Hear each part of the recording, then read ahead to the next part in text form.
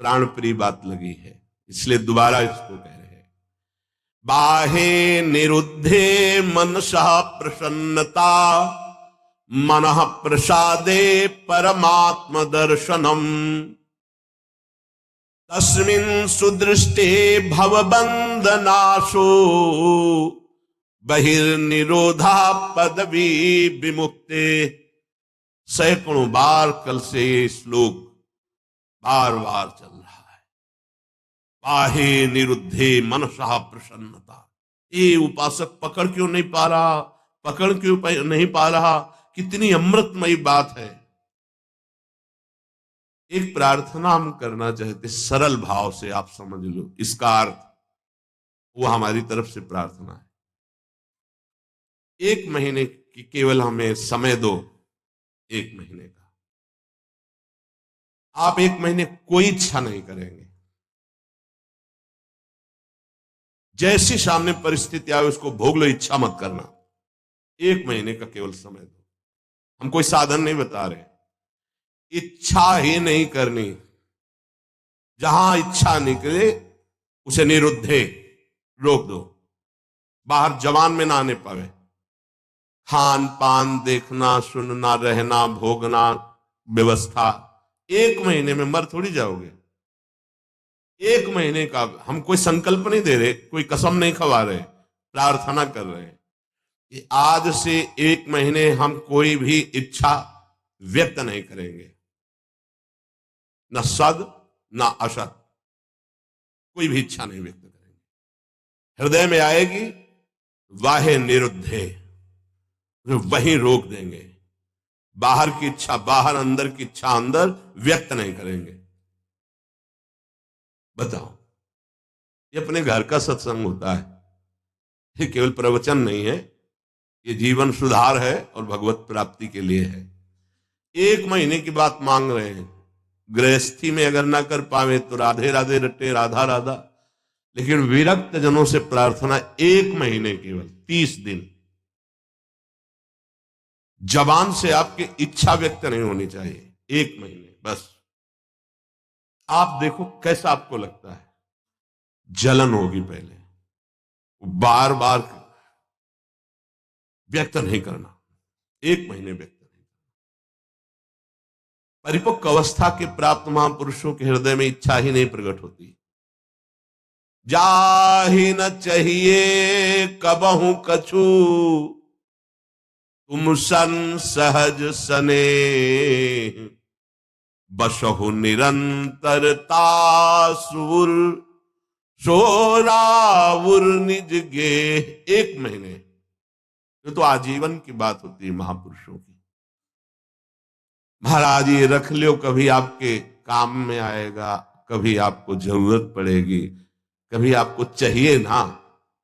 भैया नहीं, हम जरूरत मिटाने के लिए, चाह मिटाने के लिए, काम मिटाने के लिए आए हैं, बढ़ाने के लिए नहीं। आप रखो, जब जरूरत हो कि मेरा मालिक उस समय दे देगा। कभी आप तो उस समय जो अभी दे रहा है वो उस समय नहीं है क्या? हमारे लिए नई सृष्टि रच देगा। जो सृष्टि में नहीं होगा वो भी वो रच देगा, विश्वास करो। 1 महीने अभ्यास करके देखो, देखेंगे आप लोग, देख लो। इच्छा को होगी इच्छा, हम ये नहीं कह रहे कि इच्छा नहीं होनी चाहिए, इच्छा होगी पर आप व्यक्त नहीं करोगे। 1 महीने खेल खेल के देखो, गेम है। जीवन मुक्त महापुरुष की स्थिति होती है। देखो एक आपको कथा सुनाते हैं। श्रीमन माधवेंद्र पुरी जी महाराज बहुत बड़े महाभागवत हुए हैं, चैतन्य महाप्रभु के चरित्र में आते हैं। ईश्वरपुरी जी के गुरु श्रीमन माधवेंद्र पुरी। ईश्वरपुरी जी महाप्रभु चैतन्य देव के प्रथम गुरुदेव थे। फिर सन्यास के गुरुदेव भारती जी महाराज हुए। तो श्रीमन माधवेंद्र पुरी जी महाराज जब क्षीर चोरा गोपीनाथ जी जो कहे जाते हैं, गोपीनाथ जी के दर्शन करने गए तो वहां शयन के समय कुल्हड़ में बड़ा ही पवित्र और स्वाद युक्त खीर का भोग लगता था। जब ये महिमा सुनी खीर की और भोग लगता देखा उनके अंदर इच्छा हुई कि अगर एक कुल्हड़ प्रसादी मिल जाए तो स्वाद लेके हम देख लेंगे कि प्रभु को ऐसा खीर का यहां भोग लगता है तो अपने ठाकुर जी को ऐसा ही खीर का भोग लगाएंगे। जो ही इच्छा जागृत हुई, जलन पैदा हुआ। अरे इच्छा कैसे जागृत हो गई? तो अंदर से विवेक कार्य कर रहा है, बचाने का जलन। ये तो प्रभु के भोग के लिए इच्छा, फिर भी इच्छा कैसे हुई कि मुझे एक कुल्हड़ मिल जाए? तुरंत प्रणाम किया और वहां से चल दिए। अब वो रात्रि का समय आ रहा था, तो उसी गांव के किनारे एक वृक्ष के नीचे बार बार ये प्रश्न मन से, तूने इच्छा क्यों कर ली? बार बार उत्तर आता कि प्रभु के भोग के लिए इच्छा की है कि अगर मिल जाता तो स्वाद ले लेते और वैसे ही खीर प्रभु को लगाते अपने। नहीं नहीं, फिर भी इच्छा क्यों? बार बार धिक्कार मन को कर रहे थे। इधर महाभागवत की इच्छा भी भगवान बने थे और उसका पोषण भी भगवान करते हैं। जो निरीह जन है, जिनके अंदर इच्छा ही नहीं है, उनके हृदय में कोई इच्छा प्रकट होती तो लीला प्रकट करने के लिए होती। जो कई कुल्हड़ थे उनमें से एक कुल्हड़ छुपा लिया ठाकुर जी ने अपने वस्त्र के नीचे, घाघर के नीचे, जो नीचे का वस्त्र उसमें छुपा लिया और सामने रखे हुए हर भोग के कुल्हड़ उठा करके ले गए। जब शयन कराने गए तो देखा एक कुल्हड़, कहा ये कैसे, यहां कैसे आ गया प्रभु के वस्त्र की? तो प्रभु ने कान में कहा उनके, प्रभु मूर्ति नहीं है, तुम जैसी भावना करोगे वैसे। राधा वल्लभ लाल जी, बिहारी जी सब बात करते हैं, यह किसी मूर्तिकार की रचना नहीं है। हाँ, महाप्रभु जी से, सेवक जी से और प्रेमी जनों से, जो चित्त को बेच दिए हैं प्रभु को, उनसे बात करते हैं। कान में प्रभु अपने सेवक से कही कि ये मैंने चुराया है श्रीमन माधवेंद्रपुरी जी के लिए, और वो गांव के बाहर अमुक वृक्ष के नीचे बैठे, ये वहां पहुंचा तत्काल। तो बैठे हुए भगवत स्मरण करते हुए बीच बीच में ही धिक्कार दे रहे थे। इच्छा कैसे जागृत हुई? श्रीमन माधवेंद्रपुरी किसका नाम है? उनका जी दास का नाम है। ये गोपीनाथ प्रभु ने आपके लिए खीर का कुल्हड़, हाँ, ऐसे नहीं, बड़ी अद्भुत लीला की। भोग लगाया तो एक कुल्हड़ चुरा लिया आपके लिए, और जब शयन कराने गए तब आदेश किया तो लाए। उस दिन से प्रभु का नाम क्षीर चोरा गोपीनाथ हो गया।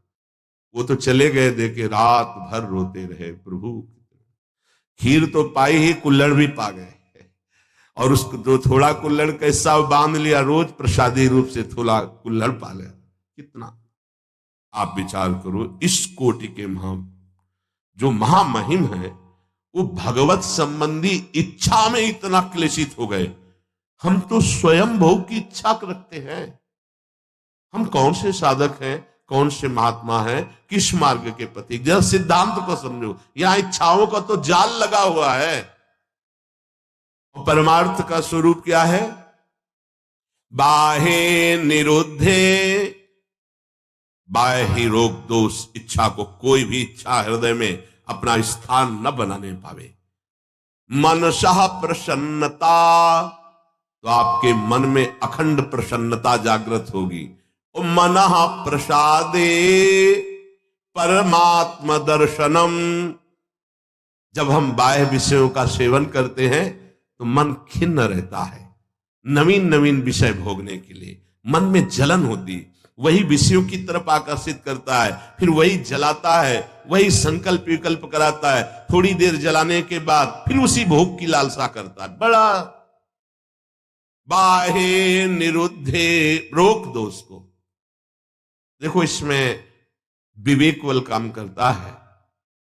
अगर आप सत्संग सुन रहे हैं, शास्त्र स्वाध्याय करते हैं, नाम जप करते हैं, सेवा करते हैं संतों की, ठाकुर जी की, तो आपका विवेक प्रबल हो जाएगा, वो रोक देगा। कितना आनंद! कल से इस श्लोक का चिंतन चल रहा है। इतना कोई इच्छा ही नहीं करनी भाई। ये गृहस्थ जन जो बहुत सी कामनाओं में रत हैं, वो ये नहीं समझ पाएंगे, लेकिन हम विरक्त जनों से प्रार्थना करते हैं, यदि आप कोई इच्छा नहीं करेंगे तो आप बहुत जल्दी जीवन मुक्त हो जाएंगे। इच्छा ही आपके स्वरूप को ढके हुए है, इच्छा ही आपका बंधन है, और निरीह इच्छा रहित ही जीवन मुक्त अवस्था है। 1 महीने का अभ्यास करके देखो। अच्छा, 1 महीना बहुत ज्यादा लग रहा हो कि पता नहीं चूक ना हो जाए, तो 15 दिन का कर लो। 15 दिन बहुत ज्यादा लग रहा हो तो कोई कोई 1 हफ्ते का कर लो। और गृहस्थ जनों को ज्यादा लग रहा हो तो 1 दिन का करके देख लो कि सुबह से लेकर के शयन तक आज कोई इच्छा नहीं हम करेंगे। अगर इच्छा होगी भी तो व्यक्त नहीं करेंगे। 1 दिन